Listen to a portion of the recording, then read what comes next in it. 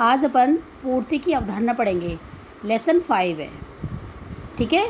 तो पूर्ति, मांग अपन पढ़ चुके हैं। मांग तो उपभोक्ता करता है और पूर्तिकर्ता कौन होता है? जो वस्तु को बनाता है, यानी उत्पादन करता जो होता है उसे अपन पूर्तिकर्ता बोलते हैं। बिल्कुल विपरीत हो जाता है। मांग का नियम कैसा होता है? ऋणात्मक ढाल वाला होता है, यानी दोनों में विपरीत संबंध होता है, मांग मात्रा और कीमत में। वहीं पूर्ति में जो होता है वो सीधा संबंध यानी प्रत्यक्ष संबंध होता है, ठीक है ना। तो पूर्ति का नियम और पूर्ति दोनों में अंतर होता है, यानी दोनों का अलग अलग लिखना पड़ेगा। अंतर नहीं, मतलब अलग अलग लिखना पड़ेगा। यदि वो आपसे कहता है पूर्ति से क्या आशय, जैसे मैंने उसमें बताया था मांग से क्या आशय, तो आपको लिखना है किसी वस्तु की पूर्ति से अभिप्राय वस्तु की उस मात्रा से है जिसे विक्रेता एक निश्चित अवधि में, जैसे मैंने बताया था ना, उसमें तो क्रेता एक निश्चित अवधि में निश्चित कीमत पर मांग करता है, लेकिन यहाँ पर क्या होगा? बेचने को तत्पर होगा। तो किसी वस्तु की पूर्ति से अभिप्राय वस्तु की उस मात्रा से है जिसे विक्रेता एक निश्चित अवधि में निश्चित कीमत पर बेचने को क्या रहता है? तैयार होता है। और मतलब पूर्ति स्टॉक का एक भाग है। जैसे आपने 5000 वस्तुओं का उत्पादन किया या 1000 वस्तुओं का किया या 500 वस्तुओं का उत्पादन किया, उसमें से 400 वस्तुएं क्या हो गई? बेच दी 500 में से, तो 400 वस्तु क्या हो गई? पूर्ति हो गई। और स्टॉक कितने का था अपने पास? 500 का था, ठीक है ना। तो पूर्ति किसका हिस्सा है?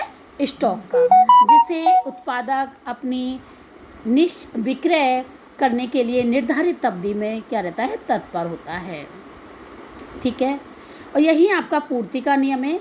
वही जैसे मैंने उसमें बताया था, अन्य बातें समान रहने पर। तो अन्य बातें समान रहने पर जब किसी वस्तु की कीमत में वृद्धि होती है तो पूर्ति मात्रा में भी क्या होगी? वृद्धि होगी। और कीमत में कमी होती है तो पूर्ति मात्रा में भी कमी होगी। अतः पूर्ति मात्रा और कीमत में कैसा संबंध होता है? धनात्मक संबंध होता है, ठीक है। और यदि आपसे तीसरे, ये तो एक क्वेश्चन था पूर्ति से क्या आशय, दूसरा है पूर्ति का नियम, तीसरा है पूर्ति फलन। तो पूर्ति फलन कैसे लिखेंगे?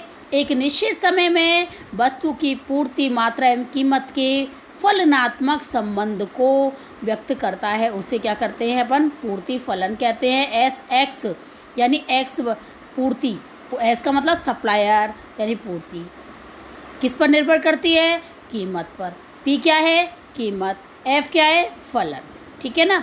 अभी मैं इसको पूरी तरह से बाद में समझाऊंगी, उससे पहले मैं अपन पढ़ते हैं पूर्ति को प्रभावित करने वाले तत्व। तो पूर्ति को प्रभावित करने वाले तत्व ये हैं आपके, सबसे पहले, यानी पूर्ति को कैसे बढ़ाया जाता है।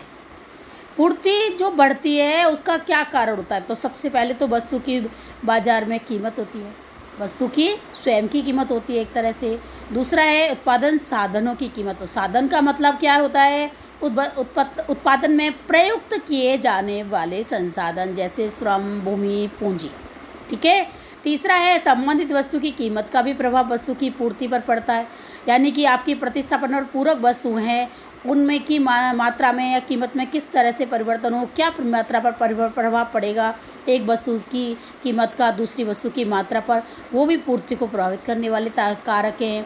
कारक कहो या तत्व कहो, एक ही चीज़ है।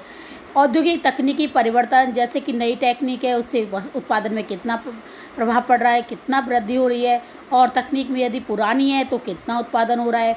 विशेष अवसर, त्योहारी सीज़न वगैरह है, उस सब पर भी उसका प्रभाव पड़ता है।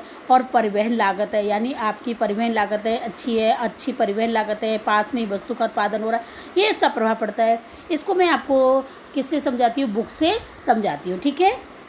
तो पूर्ति को प्रभावित करने वाले जो तत्व हैं आपके, वो कैसे हैं? आप ये देखो, पहला जो पॉइंट है आपका वो है वस्तु की बाजार की कीमत। जब किसी वस्तु अथवा सेवा की बाजार कीमतें अधिक होती हैं, वस्तु की, यहाँ पर जो वस्तु हम बेच रहे हैं उससे लेना देना है, तो उसके उत्पादक को अधिक लाभ प्राप्त होता है। यदि कोई वस्तु है और उसको उत्पादन कर रहा है और उससे उत्पादनकर्ता को क्या हो रहा है? अधिक लाभ हो रहा है, तो फिर क्या होगा? वो बहुत अच्छा खुश होएगा ना, तो उत्साहित होगा उस चीज़ से कि मैं तो उस वस्तु को बाजार में बेचूंगा, तो अपनी पूर्ति को क्या कर देगा? वो बढ़ा देगा। तो जब किसी वस्तु अथवा सेवा की बाजार कीमतें क्या होती हैं? अधिक होती हैं, तो उसके उत्पादक को अधिक लाभ होता है। वैसे पूर्तिकर्ता को क्या हो रहा है? अधिक लाभ। तो इससे उत्साहित होकर बाजार में उस वस्तु के सभी उत्पादक अपने उत्पादन को क्या करेंगे? बढ़ाएंगे। और जिससे क्या हो जाएगी, पूर्ति मात्रा में वृद्धि हो जाएगी। और यदि उसके इसके विपरीत क्या होगा, यदि उसकी बाज़ार कीमत क्या है तो उससे क्या होगा, वो बाज़ार कीमत है मार्केट में, तो उससे उत्साहित नहीं होंगे, हतोत्साहित हो जाएंगे वो, क्योंकि उनको लाभ नहीं होगा, हानि होगी। और हानि होगी तो वो क्या सोचेंगे, अरे नहीं, इस वस्तु का तो ज़्यादा उत्पादन नहीं करना है। तो ऐसी स्थिति में उत्पादनकर्ता उस वस्तु की पूर्ति को क्या कर देंगे, कम कर देंगे। ठीक है ना। दूसरा पॉइंट क्या है आपका, वस्तु के उत्पादन साधनों की कीमतें। ठीक है ना। दूसरा पॉइंट क्या है आपका, उस वस्तु के उत्पादन साधन की कीमतें। उत्पादन साधनों की कीमतें, साधन अभी मैंने आपको बताया था, साधन क्या कौन से, भूमि, पूंजी, श्रम, संगठन, सास। क्योंकि किसी वस्तु को जब अपन उत्पादन करते हैं तो उसमें ये 5 साधन लगाए जाते हैं। यदि इनकी कीमतें बढ़ जाएंगी, इनकी कीमतें यानी श्रम की, जहाँ पहले श्रमिक को 1000 रुपये दे रहे थे, अब 1200 रुपये कर दिया, तो 1200 रुपये श्रमिक यदि लेगा तो इससे वस्तु की लागत पर प्रभाव पड़ेगा। तो इससे क्या होगा, वस्तु की लागत में वृद्धि हो जाएगी, लागत में वृद्धि हो जाएगी तो उसके लाभ में कमी हो जाएगी। यदि लागतों में वृद्धि होती है तो वस्तु अपनी उत्पादनकर्ता अपनी पूर्ति को क्या कर देगा, कम कर देगा, क्योंकि लागतों में वृद्धि नहीं होनी चाहिए। ठीक है ना। तो वस्तु के में प्रयुक्त किए जाने वाले साधनों की कीमतें बढ़ने पर उत्पादनकर्ता वस्तु के उत्पादन में प्रयुक्त साधनों की कीमतें बढ़ने पर उसकी उत्पादन लागत क्या हो जाती है, बढ़ जाती है। और इसके विपरीत जिन वस्तु के उत्पादन में प्रयुक्त साधनों की कीमतें घट जाती है, उनकी उत्पादन लागत भी क्या हो जाती है, घट जाती है। अभी बताया था ना, श्रम पूंजी, इनकी कीमतें कम हो जाएंगी तो फिर क्या होगा है, उनकी कीमतें कम हो जाएंगी तो लागत पर प्रभाव पड़ेगा, और ज़्यादा हो जाएंगी तो लागत में क्या हो जाएगी, वृद्धि हो जाएगी। तो ऐसे में अधिक उत्पादन लागत पर कम उत्पादन होने से, मतलब मैं आपको अपने शब्दों में समझाती हूँ, यदि वस्तु की लागत ज़्यादा आती है तो उत्पादनकर्ता अपनी पूर्ति को क्या कर देते हैं, घटा देते हैं। और यदि लागत घटने लगती है तो वह अपनी पूर्ति को क्या कर देंगे, बढ़ा देंगे। समझ में आ गया होगा ना। यदि कहने का मतलब यह है, यदि साधनों की कीमतों में यदि वृद्धि होती है तो लागत बढ़ जाती है, और लागत बढ़ जाती है तो पूर्तिकर्ता अपने पूर्ति को कम कर देते हैं। और लागत में यदि कमी आती है तो उत्पादनकर्ता अपनी पूर्ति को क्या करते हैं, बढ़ा देते हैं, क्योंकि पूर्तिकर्ता का ये नियम है कि कम कीमत होगी। यहाँ वस्तु की कीमत नहीं बता रही हूँ मैं, यहाँ पर मैं आपको साधन की कीमत बता रही हूँ। ठीक है ना। साधन की कीमत बढ़ने पर उत्पादनकर्ता को अधिक लाभ नहीं होता है। ठीक है। फिर आपकी संबंधित वस्तुओं की कीमतें। अब संबंधित वस्तुएं जैसे आपकी पूरक वस्तु के बारे में बताया, प्रतिस्थापन वस्तु के बारे में पढ़ा है। कभी कभी वस्तु की पूर्ति अन्य संबंधित वस्तु की स्थानापन्न की कीमतों में परिवर्तन से भी प्रभावित होती हैं। वस्तु की संबंधित वस्तु की कीमतें बढ़ती हैं तो उत्पादन उस वस्तु के उत्पादन को बढ़ाने के ओर क्या करता है, प्रेरित होता है और अधिक लाभ प्राप्त करता है। अब जैसे मैं आपको बताती हूँ, पूरक वस्तुएं व्यवहार में आपको पता है, कार पेट्रोल है, कार पेट्रोल के अलावा पेन स्याही, ये सब कैसी हैं, पूरक वस्तुएं। तो व्यवहार में ऐसी पाई जाने वाली अकेले क्रय की जाती है, तो किंतु उनकी उपयोगिता जब इससे अधिक अन्य वस्तु को भी क्रय किया जाता है तो ऐसे में इनका उपयोग कैसे होता है, एक साथ होता है।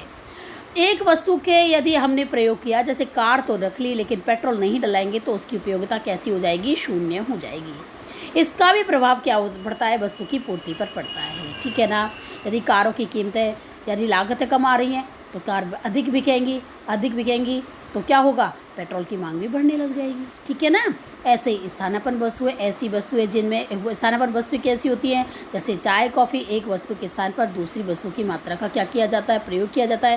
कहने का मतलब ये है, संबंधित वस्तु में जो होता है, एक वस्तु जो उसकी दूसरी वस्तु होती है ना, उस वस्तु की कीमत कैसी होनी चाहिए, स्थिर होनी चाहिए, तभी दूसरी वस्तु की मात्रा पर क्या पड़ेगा, प्रभाव पड़ेगा। ठीक है ना। अब तकनीकी औद्योगिकी परिवर्तन। आप देखो, पहले यदि आप हाथों से काम कर रहे हो और अब मशीनों के द्वारा उत्पादन होने लगेगा, तो मशीनों के द्वारा जब उत्पादन होने लगेगा तो उत्पादन अधिक मात्रा में होगा। तो एक तरह से न परिवर्तन हो गया या नहीं हो गया, तो इससे उत्पादन तकनीक में परिवर्तन हो से उत्पादन में भी क्या होगी, वृद्धि होगी। तो लिखा है ना, उत्पादन की नई नई तकनीक विकसित हो रही हैं, तो इससे कम लागत पर अधिक उत्पादन होता है और इससे पूर्ति बाजार क्या हो जाता है, बढ़ जाता है, न परिवर्तन होता है। और यह उत्पादन में भी क्या होने लगती है, वृद्धि होने लगती है। आप देख रहे हो पूर्ति कब बढ़ती है, विशेष अवसर पर, त्योहारों पर बढ़ती है। जैसे अब रक्षाबंधन है, समय मिठाई की, कपड़ों की, इनकी दुकानों में वृद्धि हो रही है या नहीं हो रही है, वस्तुओं की मात्रा में लोग खरीदे जाते हैं। तो विशेष अवसरों पर यानी भारतीय अर्थव्यवस्था में त्योहारों का उत्सव विशेष महत्व है, जिससे विशिष्ट वस्तुओं का एवं सेवाओं की मांग क्या हो जाती है, अचानक बढ़ जाती है।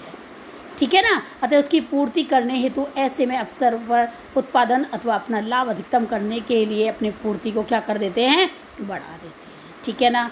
ऐसी आगतों की गुणवत्ता, कई बार क्या होता है कि आगत का मतलब जानते हो कि आगत यानी कि उत्पादन में जो प्रयुक्त किए जाने वाले कारक हैं, कारक।